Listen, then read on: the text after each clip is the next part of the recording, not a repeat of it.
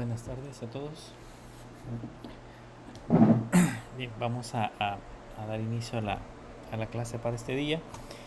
Eh, en la última clase estuvimos hablando un poco acerca de cuál sería el proceso para el cálculo eh, el cálculo de costo de un proyecto de software, y vimos o hablamos un poquito acerca de esta fórmula, que es una fórmula un tanto empírica que me permite determinar en ese caso el cálculo de un proyecto de software de acuerdo a la experiencia, de acuerdo a proyectos anteriores. Uno puede más o menos estimar cuánto es lo que puede costar un proyecto de software, y en base a eso dar un estimado. Pero pues no es en algunas ocasiones 100% fiable, porque pues básicamente está basado como experiencia. Si aún no se tiene algún tipo de experiencia en el desarrollo de software, pues es bien difícil que podamos calcularlo de manera adecuada. Ahí les desarrollamos un ejemplo básico de cómo debería de funcionar en ese caso ese tipo de software. Pero de ahí estábamos hablando un poco acerca de las métricas, de cómo podíamos nosotros hacer ese proceso de para qué sirven en ese caso medir el desarrollo de software, que es una manera un poco más real de cómo podemos calcular en ese caso el producto, el costo de un producto de desarrollo de software, que básicamente es una de las cosas más complejas de medir realmente cuánto cuesta un producto de software. Se torna en algunas ocasiones un tanto complejo por las diferentes variables que uno debe de considerar. Entonces hay muchos aspectos que en algunas ocasiones no se consideran al inicio del desarrollo del proyecto, y que tienden a generar en algunas ocasiones pérdidas de dinero cuando ya estamos terminando o queremos entregar el proyecto como proyecto de software finalizado. Pero podemos usar algunas técnicas. En este caso, por ejemplo, podemos usar métricas para poder determinar cómo podemos medir en ese caso el desarrollo de software. Normalmente, por ejemplo, los ingenieros pueden medir potencias, consumos, pesos, voltajes, fuerzas, niveles de ruido, pero en la parte de medición del software, en la práctica, en la caso del ingeniero de software, no hay una manera común, una manera fácil de poderlo indicar. Pero podemos en ese caso medir el software para poder indicar la calidad del producto. Esa puede ser una de las razones por las que nosotros tengamos que tomar esa decisión para evaluar la productividad de la gente que desarrolla el software, el desarrollo del producto.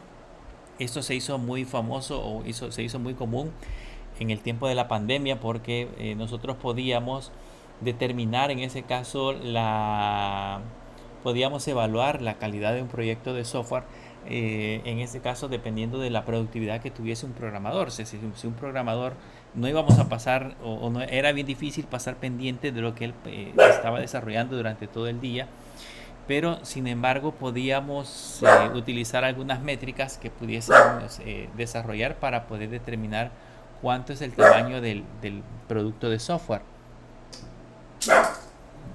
¿Cuánto es el tamaño del producto de software? Entonces, una de las formas de poderlo hacer es utilizar en ese caso algunas métricas. También las métricas se utilizan para evaluar algunos componentes o algunos beneficios en términos de productividad y calidad del desarrollo del proyecto de software, derivados de nuevos métodos o herramientas de ingeniería de software.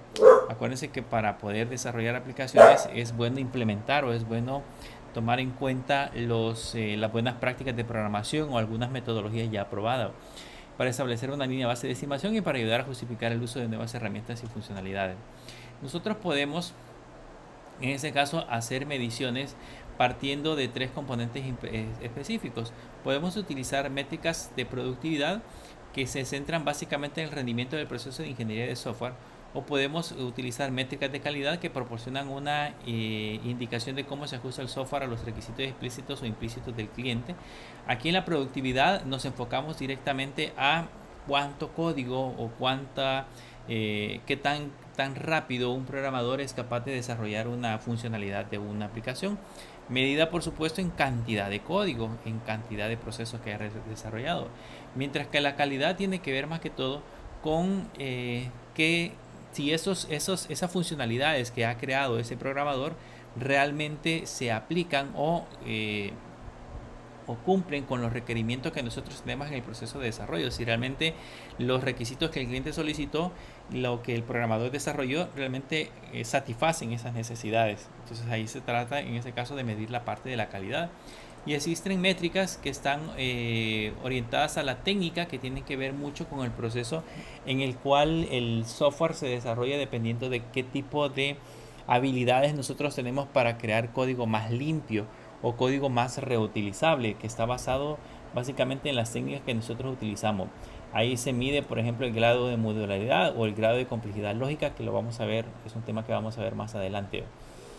Algunas métricas orientadas al tamaño tienen que ver más que todo con métricas que indican digamos, qué tan grande es la aplicación que nosotros hemos desarrollado, dependiendo de ciertas características, como por ejemplo, yo podría generarme, para más o menos calcular el precio de un proyecto de software, podría tener como un histórico de los proyectos generados, como proyecto 1, proyecto 2, proyecto 3, con ciertas características, y ahí documentar, por ejemplo, cuántas líneas de código tiene mi primer proyecto de software, cuántas líneas de código tiene, cuántas miles de líneas de código tiene mi segundo y mi tercer proyecto. Por ejemplo, en este ejemplo dice que hay 12.000 líneas de código para el primer proyecto, 27.000 líneas de código y 20.000 líneas de código para ese proyecto.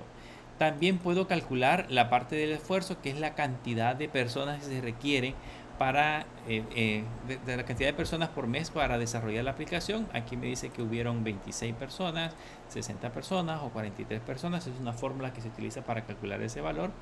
La parte de la documentación, que tiene que ver más que todo con qué tantas páginas utilizamos para poder documentar un proyecto de software. Un elemento que muchas veces no lo consideramos, pero todo proyecto de software debería de tener su manual de desarrollo y su manual de usuario, para que la persona que empiece a utilizar la aplicación no necesite tanta capacitación, sino que probablemente lo único que necesite sea un proceso de inducción. Entonces, en ese caso, la documentación es una parte esencial del proyecto de desarrollo de software. El número de personas que utilizamos para la aplicación, que contratamos para el desarrollo de software, y la cantidad de errores que se generaron en cada uno de ellos. Y por supuesto, el costo, cuánto cobramos por cada uno de estos desarrollos de software. Estas tablitas están orientadas al más que todo tamaño. Si se dan cuenta, miles de líneas de código, cantidad de personas, número de páginas que se utilizaban para la documentación, cantidad de gente contratada, número de errores que se generó dentro de la publicación, tiene que ver con tamaño. En base a estos datos, nosotros ya podemos calcular algunos índices, por ejemplo, como la productividad, la calidad, el costo y la tasa de la documentación.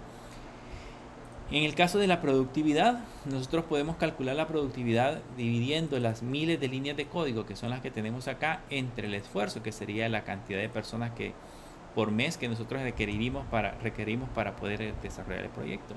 Entonces ahí dividimos 27.000 líneas de código, por ejemplo, entre 60, y eso nos va a dar la productividad, que es básicamente la cantidad de líneas de código que puede producir cada persona.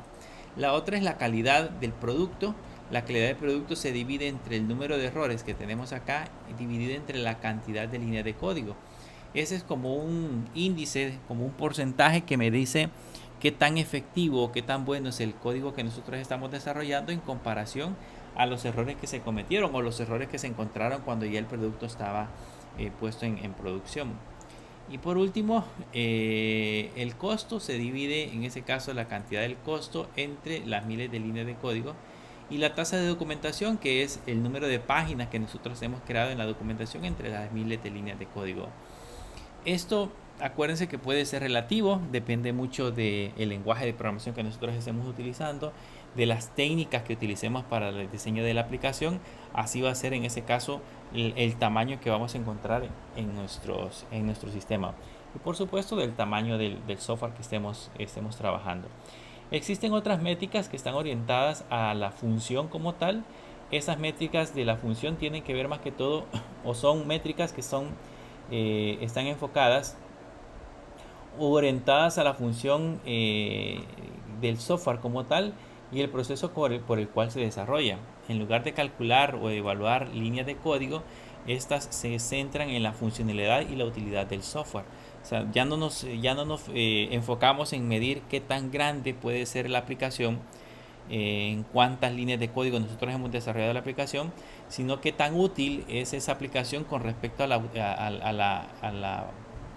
uso que le va a dar el cliente. Entonces, eso se le conocen como métricas orientadas a la función. Y para eso hay unos elementos que se le llaman puntos de función. Es una metodología. El análisis de puntos de función es un método o una manera de cuantificar el tamaño y la complejidad de un sistema de software en términos de funciones de usuario que se desarrolla o desarrollará. O sea, como les digo, ya no nos centramos específicamente en qué tanto el programador escribe código, sino qué tanto el programador solventa los problemas que el cliente le planteó dentro de la funcionalidad de la aplicación. Entonces vamos a evaluar funciones de la aplicación en lugar de evaluar tamaño del código. Que en teoría suena como un poco más lógico porque en miles de líneas de código, dependiendo del lenguaje, pues puede crecer o puede disminuir. Alguien que haya hecho la aplicación en Python probablemente sea mucho más pequeña que alguien que la haya creado en Java, por ejemplo. O pongamos el punto de comparación que nosotros tenemos en ese momento. Alguien que haya creado una aplicación en Kotlin en comparación con la que la haya creado en Java, pues en Java se requiere muchísimo más código que en Kotlin. Entonces, en ese sentido, es mejor evaluar la aplicación en base a las funciones que va a desarrollar y nos olvidamos por completo de cómo deberíamos de evaluar su tamaño, sino que evaluamos en ese caso sus funciones. En ese caso, este enfoque tiene ciertas características que sobrellevan los principales problemas a utilizar en ingeniería de código, como la métrica del tamaño del software. Primero, los puntos de función son independientes del lenguaje. Aquí ya no nos centramos directamente en un lenguaje de programación. No nos interesa, de hecho, el lenguaje que el programador domine. Lo que nos interesa básicamente es que él pueda desarrollar, en ese caso, la herramienta. Tampoco nos centramos en herramientas o metodologías utilizadas en la implementación. O sea, si bien es cierto, las buenas prácticas son buenas porque nos aceleran el proceso de desarrollo o nos dan una oportunidad para que el código sea mantenible en el tiempo, pero al momento de medir o de calcular costos, probablemente nos interese más la funcionalidad del software en lugar de cómo se desarrolló. Por ejemplo, en este caso no se tienen que considerar lenguajes de programación, sistemas de administración de bases de datos, hardware o cualquier otra tecnología de procesamiento de datos. De segundo, los puntos de función pueden ser estimados a partir de especificaciones o requisitos o especificaciones de diseño, haciendo posible que de ese modo la estimación del desarrollo en las etapas tempranas. O sea, nosotros podemos crearnos como plantillas, se le conocen en el medio como mockup, que son como prototipos de cómo va a funcionar la aplicación en base a funcionalidades. Esos prototipos nos pueden servir para darle una idea a la persona que va a utilizar nuestra aplicación para que vea cómo va a interactuar, y no tenemos que esperar a que el código termine. Podemos de alguna manera diagnosticar en un principio cuánto podría ser el costo de desarrollo de la función e incluso cuánto tiempo nos podría llevar. También los puntos de función están basados en una visión externa del usuario del sistema. Los usuarios no técnicos del software poseen un mejor entendimiento de lo que los puntos de función están midiendo. Ya no nos enfocamos en el programador, sino que nos enfocamos directamente en el usuario como tal. Él es el que nos va a dar, en ese caso, la forma en que nosotros vamos a estimar esos puntos. Para eso, con esos puntos de función, utilizamos ciertos cálculos. Vamos a hacer uso de Excel. Me voy a copiar esta tablita. Cuando ya estemos, si alguna vez yo les pido en un examen el calcular estos puntos de función, ustedes pueden utilizar Excel para hacer ese proceso. Déjenme abrir Excel.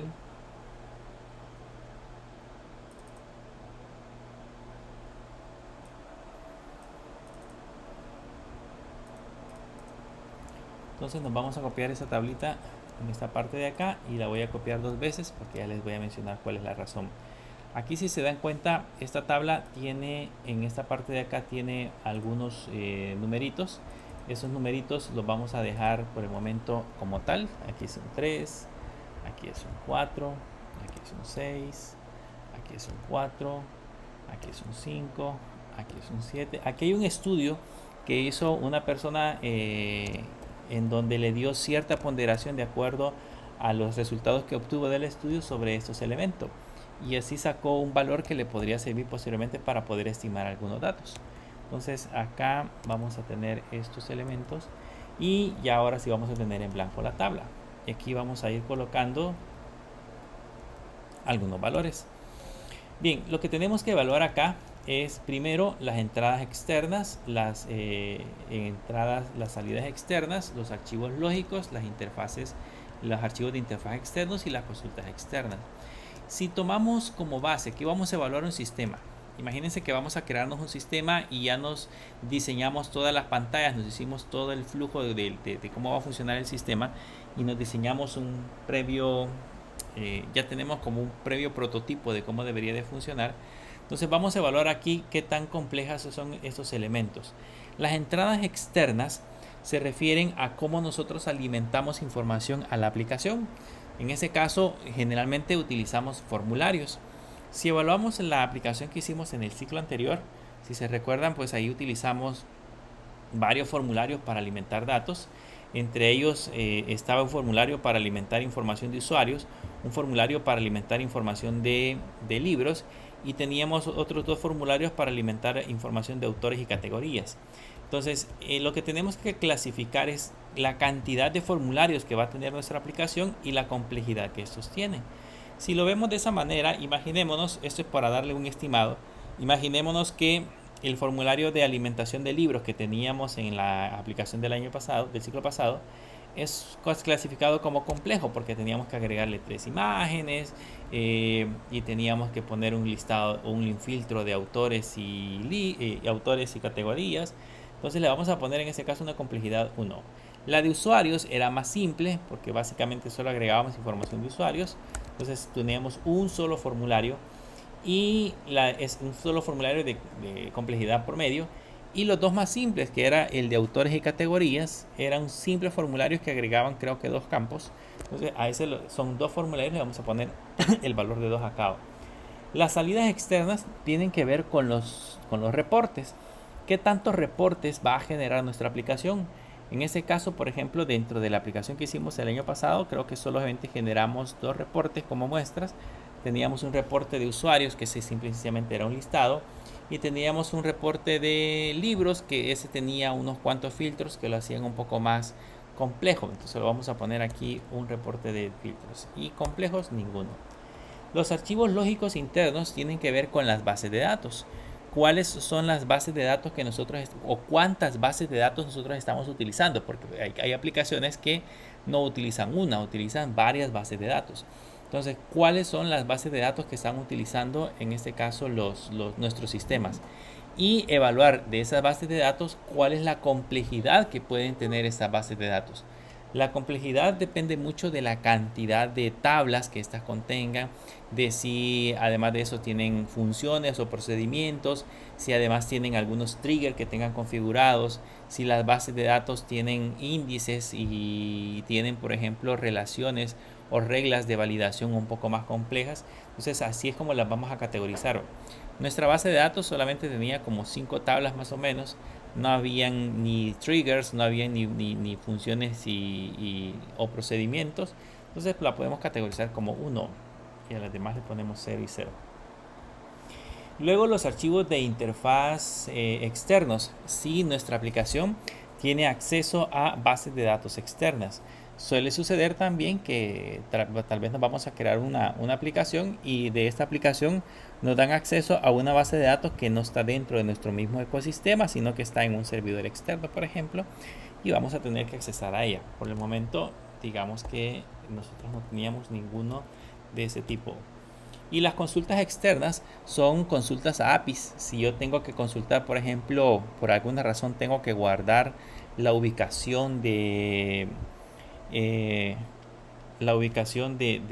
mis dispositivos y necesito en ese caso consultar una API externa como la API de Google Maps, entonces puedo hacer uso en ese caso de esta sección de acá. Como la nuestra no consultaba a ninguno, pues le vamos a poner 0. Pero en muchas ocasiones se suele hacer consultas directamente a archivos externos. Esos archivos externos básicamente son APIs a las cuales nosotros vamos a consultar cierta información. En ese caso las dejamos como 0. Ya teniendo esos valores, entonces ahora debemos de calcular el total. ¿Cómo vamos a calcular el total? Pues lo que tenemos que hacer acá es decirle que el total va a ser esta celda multiplicado por esta celda más esta celda multiplicado por esta celda más esta celda, que sería la de compleja, multiplicado por la otra celda que tenemos en la parte de arriba, y eso me da un total de 16.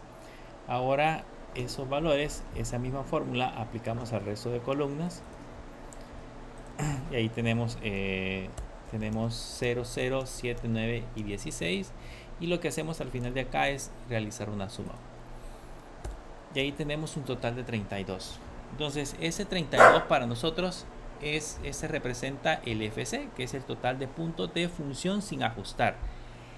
Esto en teoría es como las funciones que va a tener nuestra aplicación. Como hemos medido o hemos calculado formularios, reportes, bases de datos, tanto internas como externas, y conexiones a elementos externos como una API, entonces básicamente con eso tenemos los puntos de función sin ajustar en bruto, que eso es lo que estamos calculando en este momento.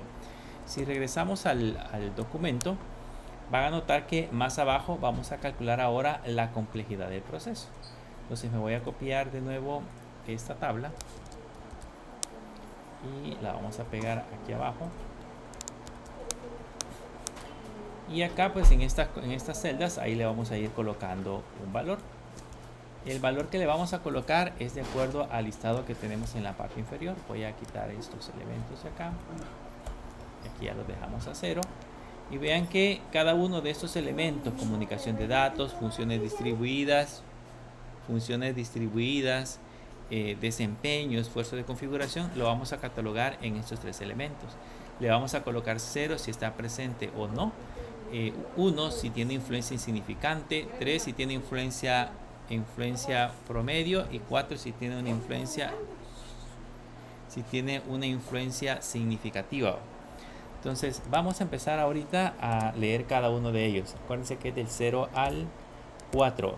Entonces lo primero son la comunicación de los datos.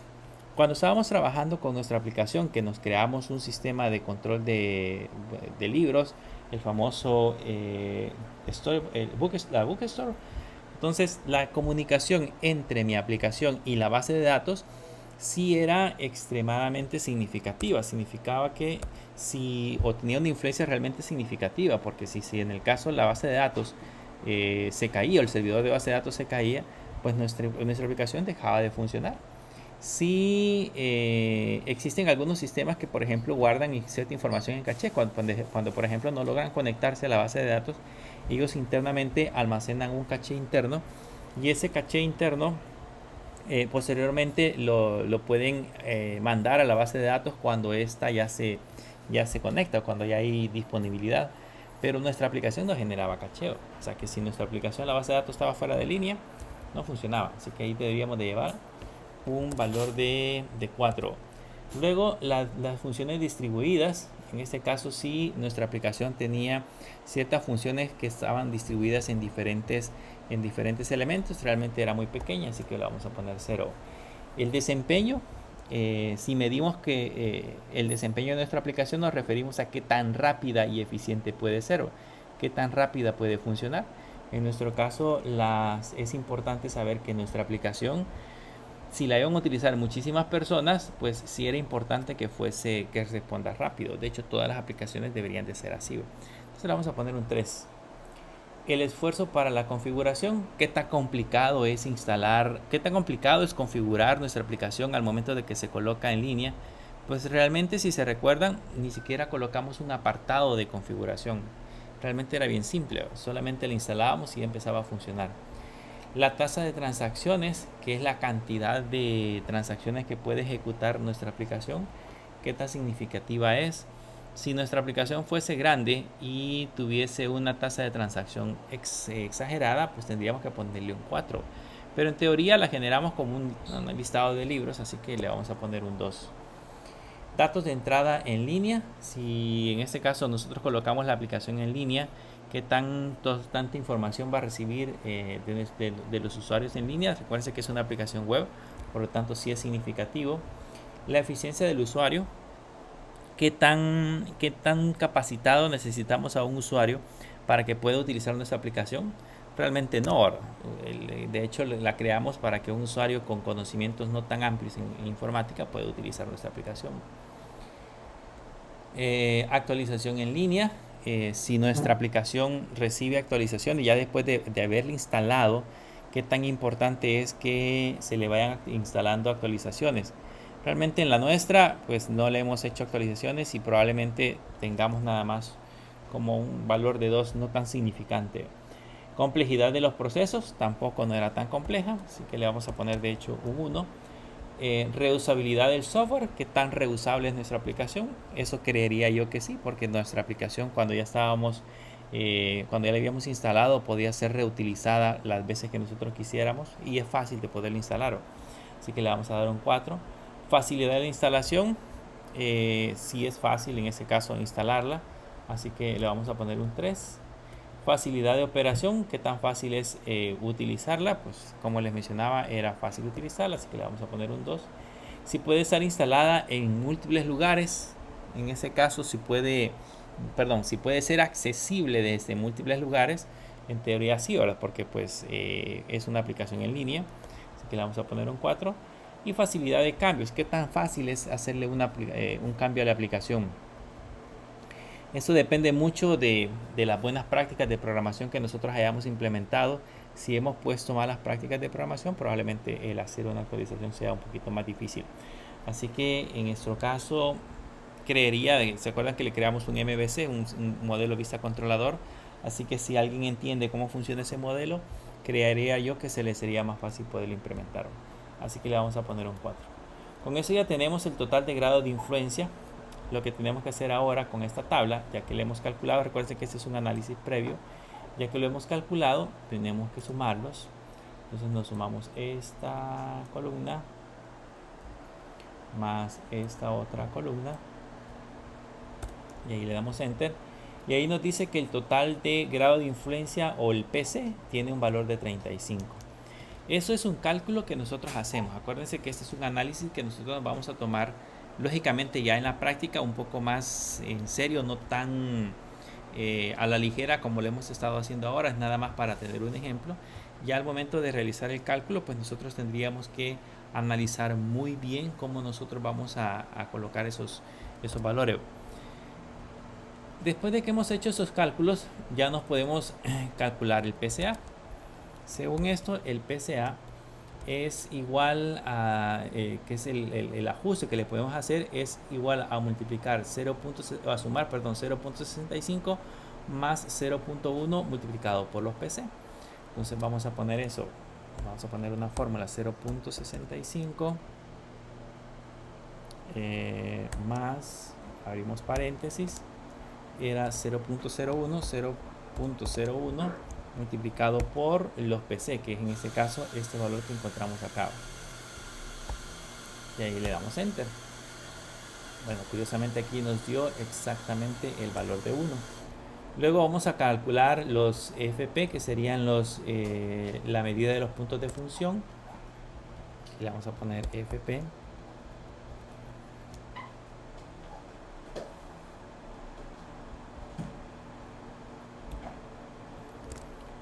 Y eso sería multiplicar el FC por el PCA. El FC es el que obtuvimos en la parte de arriba, que es esto que tenemos acá.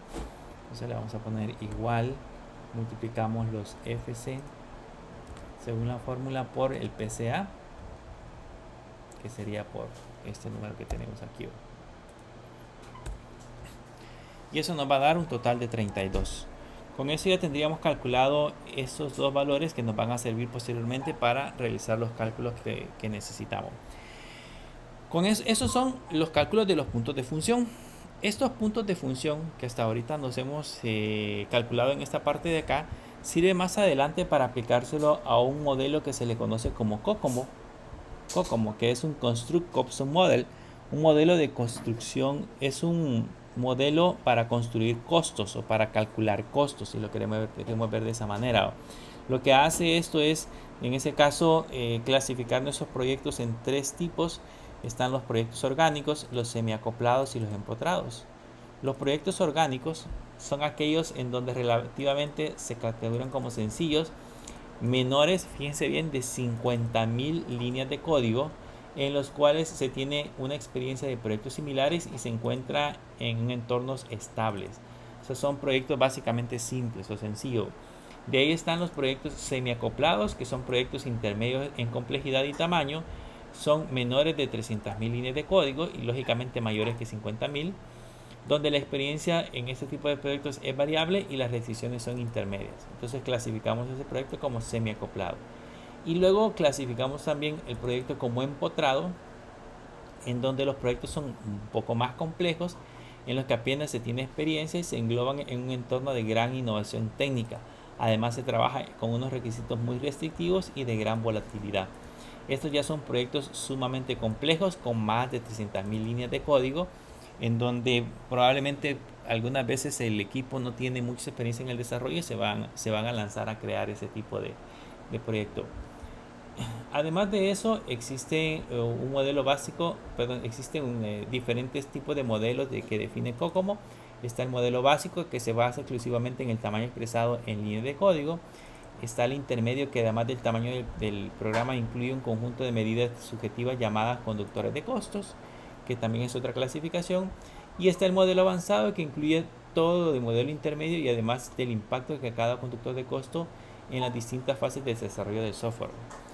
Con esos elementos, cuando clasificamos nuestros proyectos en esta clasificación, podemos calcular de nuevo el esfuerzo, el tiempo de duración de desarrollo, la cantidad de personal, en este caso, que vayamos a necesitar para el desarrollo de una aplicación.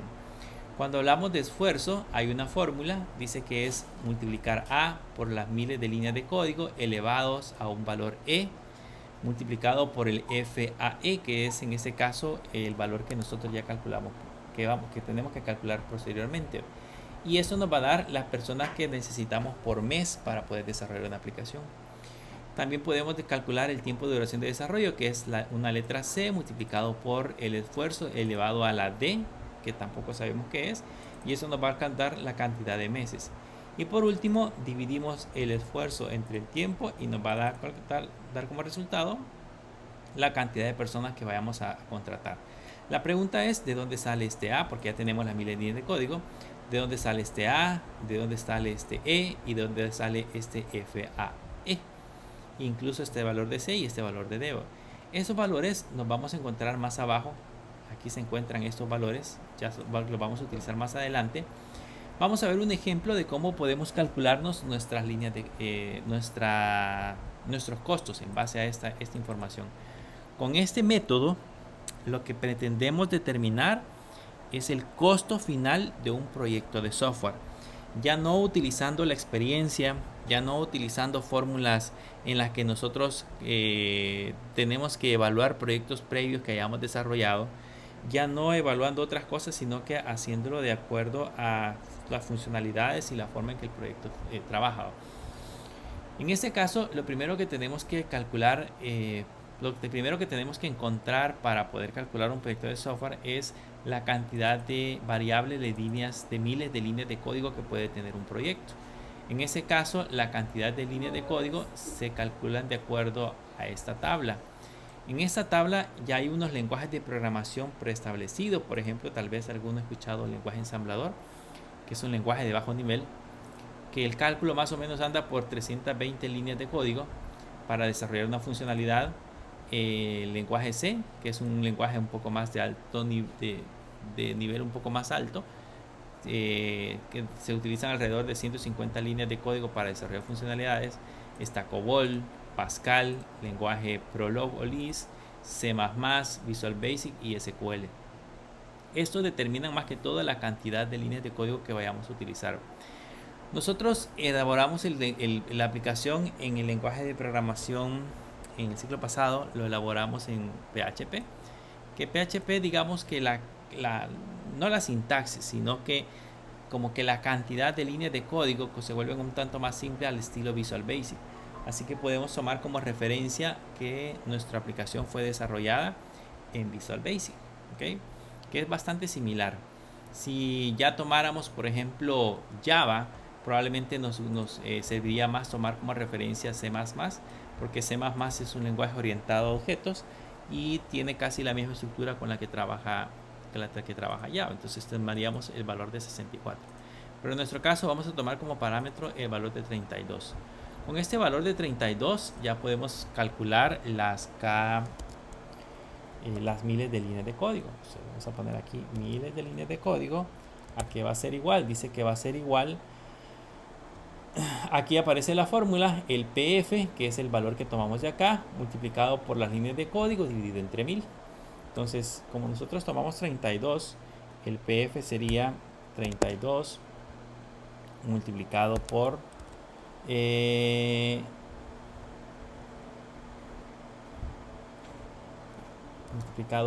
la cantidad, sí, en ese caso sería la cantidad, las líneas de código por cada PF, que sería 32 por 32, y eso dividido entre 1000. Y ahí tendríamos que básicamente la cantidad de líneas de código serían 1024. Eso es lo que vamos a tomar como referencia. Perdón.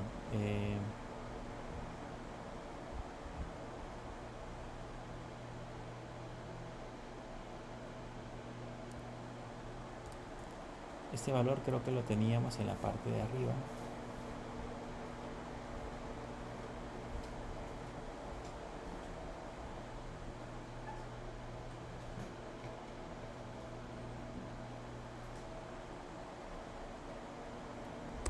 O no. Asumiendo que, por ejemplo, nuestro código tiene alrededor de 200 líneas, entonces le vamos a multiplicar 200 por 32 entre 1000. O sea, ya tendríamos más o menos la línea de código que vayamos a calcular. Luego, el siguiente proyecto es clasificarlo en esta parte de acá, que sería si es orgánico, semiacoplado o empotrado. En ese caso, si es orgánico, como lo vimos en la parte de arriba, es un proyecto simple. Entonces aquí tendríamos como orgánico. Si es un proyecto semiorgánico, es cuando tenemos más de 50.000 líneas de código y menos de 300.000. Y si es empotrado es cuando son complejos. Como nuestro proyecto era muy simple, entonces vamos a tomar este dato que tenemos acá, que es el que tenemos en la parte de arriba. Con esto vamos a calcular el FAE. ¿Cómo se calcula el FAE? Se calcula en base a esos conductores de costos.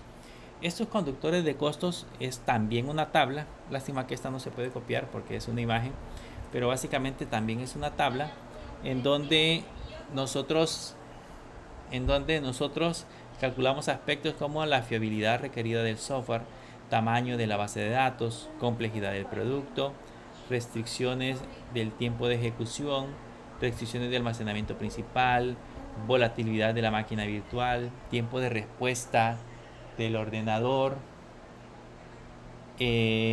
capacidad del analista, experiencia en la aplicación, capacidad de los programadores, capacidad de los programadores, experiencia en sistemas operativos utilizados, experiencia en el lenguaje de programación, prácticas de programación modernas, utilización de herramientas de software y limitación de planificación del proyecto. Entonces aquí lo que tenemos que hacer es empezar a tomar estos números que tenemos acá, todo ese montón de números, y ponerlos en negrita. Estos ya son números fijos. Y digamos, por ejemplo, si yo quiero tomar la fiabilidad del software, aquí abajo están definidos. La fiabilidad del software se produce un fallo por el pago de un pedido o fallo en alguna reserva. Puede ocasionar grandes pérdidas de la empresa, etcétera. Ahí le pongo una valoración alta, por ejemplo. Entonces le pongo un valor de 1.15. El tamaño de la base de datos, si es muy compleja, aquí me dice el tamaño de la base de datos. La base de datos de nuestro producto será de tipo estándar, valor numeral. O sea, aquí definimos qué tan compleja es la base de datos y la complejidad del producto. Vamos marcando en negrita todos los valores con los cuales nosotros clasificamos. Van a notar que, por ejemplo, en las restricciones del tiempo de ejecución no tenemos en la columna de muy bajo ni bajo, sino que está directamente en la columna de nominal, alto, muy alto y extra alto. Entonces ahí es donde los clasificamos.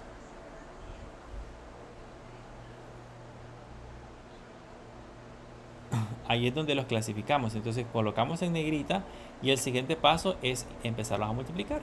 Multiplicamos el 1.15 por el 1, por todos los valores que tenemos acá y al final nos da un resultado. Ese resultado para nosotros es el FAE.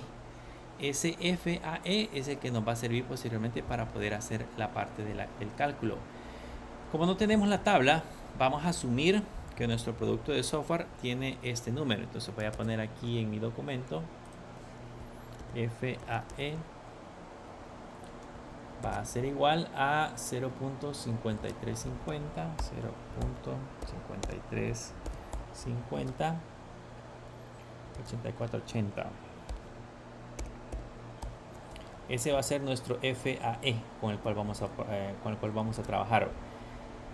Luego, después de eso, aquí está la justificación de los valores que ya hablamos. Ya podemos empezar a calcular nuestra fórmula. Primero vamos a calcular el esfuerzo. Voy a poner aquí esfuerzo. Para la fórmula del esfuerzo necesito los valores de A, los valores de las miles de código que ya lo tenemos, el valor de E y el valor del FAE. Entonces, como no tengo el valor de A, voy a poner acá el valor de E y necesitamos las miles de líneas de código. Entonces aquí serían miles de líneas de código, que sería el KLDC. Necesitaría el valor de E y necesitaría el valor de el FAE. El valor de E lo vamos a tomar de la tabla. Ya lo teníamos aquí en la tabla. Agarramos el 3.2. Las miles de líneas de código es este mismo valor que tenemos acá. El valor de E lo tomamos de aquí, que sería 1.05. Y el FAE ya lo tenemos calculado, entonces lo tomamos de acá. Con esto ya podemos hacernos la fórmula. Según la fórmula dice que lo que tenemos que hacer es multiplicar el valor de C por el esfuerzo elevado, el valor de A multiplicado por las miles de líneas de código elevado a la E multiplicado por el FAE. Entonces le ponemos igual el valor de A multiplicado por el valor del KLC elevado al valor de E. Aquí vamos a usar una función que se llama potencia. Abrimos paréntesis y le decimos que este valor va a estar elevado a este valor, y eso, según esto, lo vamos a multiplicar por el FAE. Lo multiplicamos por el FAE. Y eso nos da un valor de esfuerzo de 12. Significa que necesitamos para este código o para esta aplicación necesitamos alrededor de 12 personas por mes para desarrollar la aplicación. Luego ya nos podemos calcular el tiempo. Para calcular el tiempo necesitamos el valor de C. Voy a poner esto más abajo. Necesitamos el valor de C. Dice que necesitamos el esfuerzo, ya lo tenemos. El esfuerzo y necesitamos el valor de D. Entonces el valor de C nos lo vamos a ir a traer de la misma tabla, la que tenemos en la parte de arriba. El valor de C era 2.5. El esfuerzo nos lo vamos a traer de acá, que es este número. Y el valor de D es 0.38. Estos números no son generados al azar, o sea, han sido calculados previamente por un estudio para el cálculo de desarrollo de software. Hay un personaje que se encargó de hacer ese estudio y pudo, al final de cuentas, determinar esta fórmula. Con esto ahora ya no podemos aplicar la fórmula, y donde le decimos que el tiempo es igual a C multiplicado por, según esta fórmula, el esfuerzo elevado a D. Entonces ponemos otra vez de nuevo potencia, el esfuerzo elevado a D. Y ahí ya tenemos que el tiempo que nos vamos a tardar en desarrollar nuestra aplicación va a ser de de 6 meses, ahí sí podemos decir 6 meses 46.43, o sea, sería 6 meses y medio más o menos, 6 meses y 15 días más o menos, que nos vamos a tratar para desarrollar el proyecto. Aquí no podemos decir que vamos a utilizar 12 personas porque, o 13 personas o 12.02 personas. Vamos a utilizar 12 o 13 dependiendo de, la, de las aproximaciones. Y solo nos falta calcular, en ese caso, el promedio de personal que necesitamos para desarrollarlo. Entonces vamos a calcular el personal.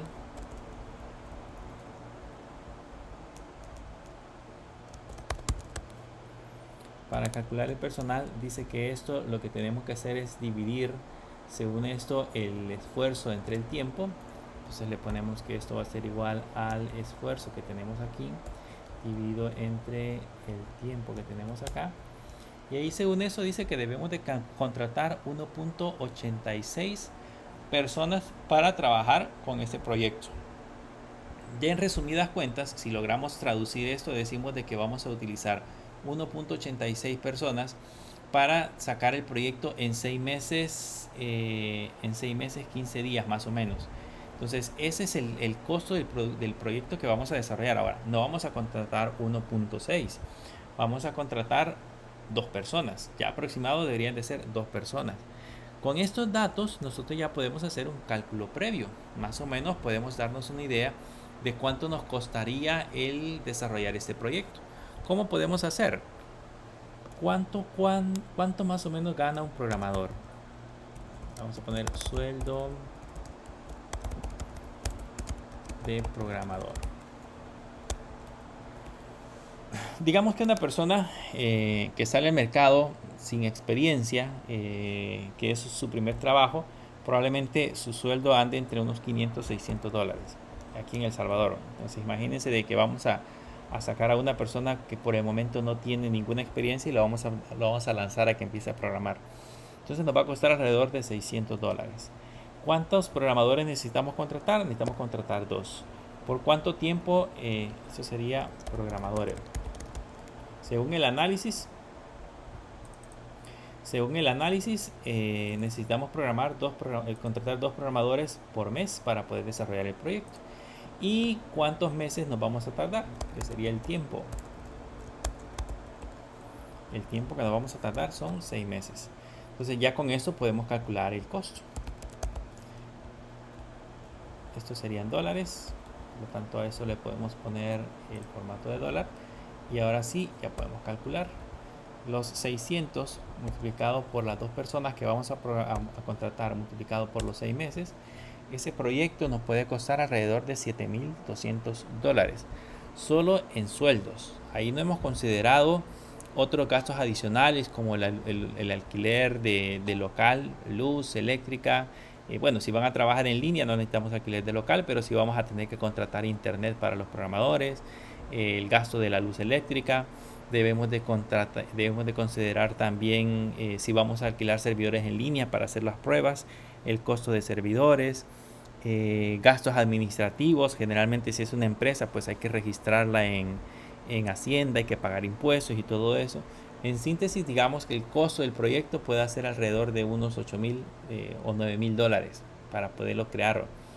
Más o menos así es como podemos calcular en ese caso el costo de un proyecto, partiendo de todos esos pequeños numeritos que nosotros nos vayamos a colocar.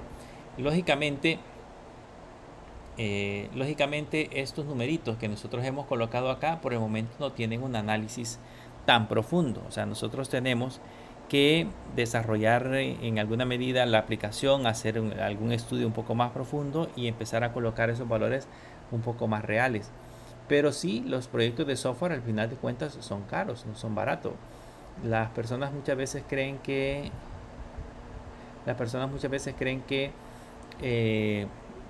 los proyectos de software son primero fáciles de hacer y segundo baratos. Piensan de que un proyecto de software de un programador lo puede desarrollar súper rápido en unos cuantos días y realmente no es así. Alguien una vez me preguntó, por ejemplo, cuánto le costaría porque le desarrolláramos una aplicación de Uber. Y ustedes saben de que la aplicación de Uber, si ya más o menos tienen idea de las tecnologías, es un proceso bastante complejo. Para comenzar hay que desarrollar 3 aplicaciones móviles, eh, por lo menos una aplicación móvil que sería la que el cliente va a utilizar, otra aplicación móvil que sería la que el chofer del carro va a usar, y una tercera aplicación que sería, digamos, a nivel administrativo, si nosotros la queremos ver así.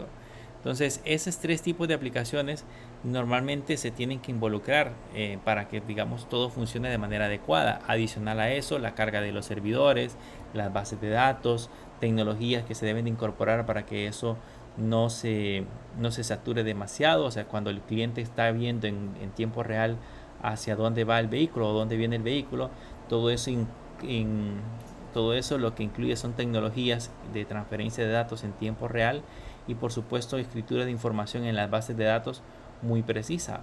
Entonces son costos adicionales que también se deben de considerar.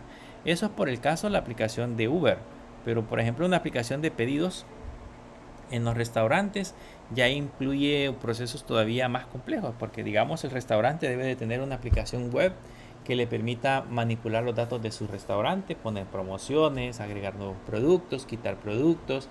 Una aplicación administrativa que no va a estar contactando directamente al proveedor para que le haga ese proceso, sino que lo podría hacer de manera manual. Debe de tener una aplicación móvil donde le lleguen los pedidos cuando algún cliente hace el pedido. Debe haber una aplicación móvil para un cliente que también puede ver el catálogo de restaurantes y también puede ver los productos que estos proporcionan en un rango o en un radio dependiendo del lugar donde se encuentre. Debe de existir una aplicación móvil para el motorista, que es el que se encarga de entregar el pedido. Así que son costos muy elevados. Entonces alguien piensa, esta persona que me preguntó era de un gremio de taxistas y quizás pensaba que era súper barato, porque me dijo, sí, eso creo que es fácil de desarrollarlo. Nosotros queremos hacerle la competencia a Uber implementando una aplicación de ese tipo, y realmente no es tan así que digamos, lleva un proceso muy complejo que deben de desarrollarse.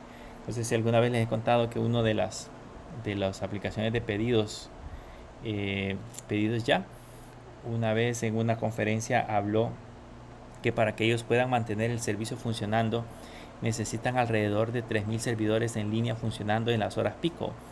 Imagínense manejar toda esa infraestructura, todo el costo que te requiere, más el proceso de desarrollo, porque ellos tienen un grupo de programadores que están desarrollando a diario. Entonces sí se necesita muchísimo más. La cuestión es de que todas esas consideraciones muchas veces la gente no las sabe y piensan que el desarrollar software es barato, pero realmente no. Lleva su tiempo, lleva sus costos, los programadores pues tienen que ganar dinero y de alguna manera pues se tiene que costear ese desarrollo.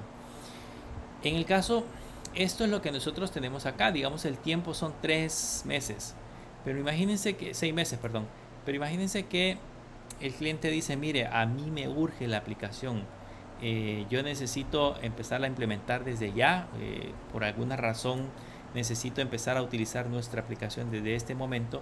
¿Cómo puedo hacer para que esa aplicación me la genere muchísimo más rápido o me la pueda entregar en menos tiempo? Que eso suele suceder. Digamos que el tiempo estimado son 6 meses, yo la quiero en 3 meses. Entonces, ¿qué es lo que puedo hacer? Bueno, yo le puedo decir, mire, como para 6 meses yo necesito 2 programadores, para eso voy a necesitar el doble de esfuerzo, van a ser 4 programadores. De esos 4 programadores pagados también a $600, como los teníamos en la parte de arriba,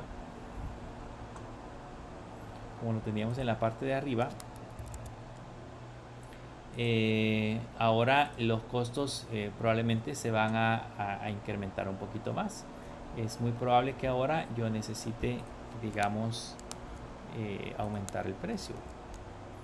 En este caso aquí nosotros hemos puesto que son 4 programadores los que tengo que contratar para un periodo de 3 meses, pero es probable que no solo se requieran 4 programadores.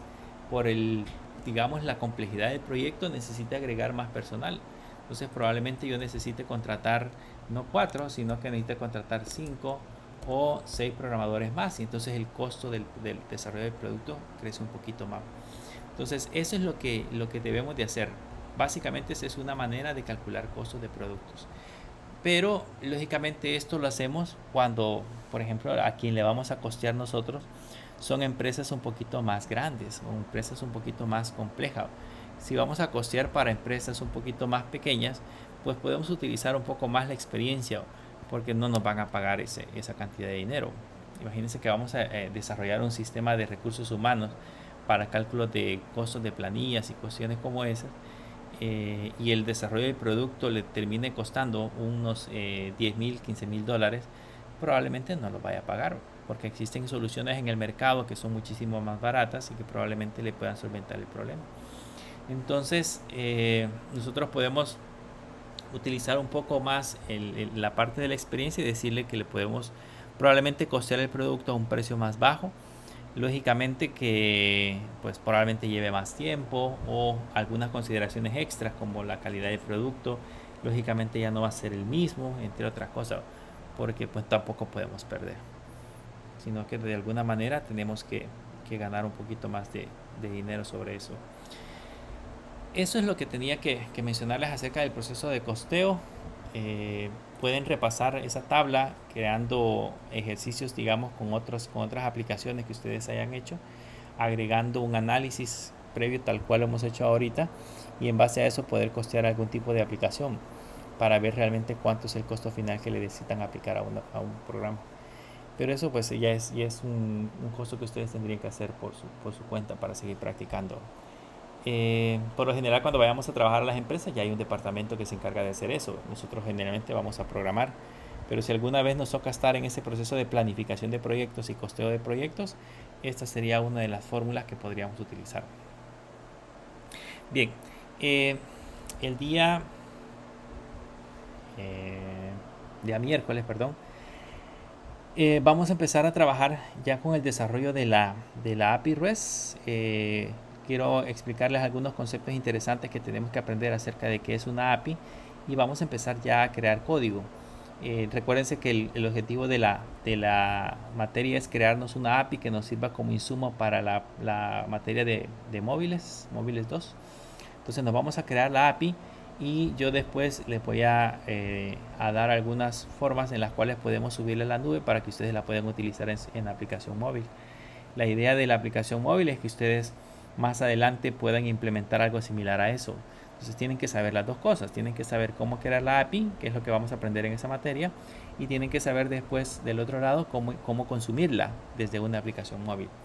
Que esa es la otra parte que necesitamos implementar. Pero eso lo vamos a ver el día miércoles. Ahí vamos a empezar a trabajar con ese diseño de aplicaciones. Para este día eso sería todo. No sé si tienen alguna duda, consulta.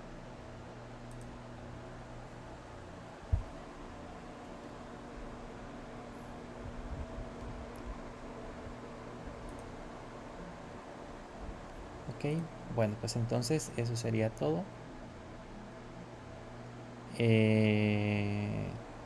Nos veremos entonces el día miércoles y que pasen una feliz noche.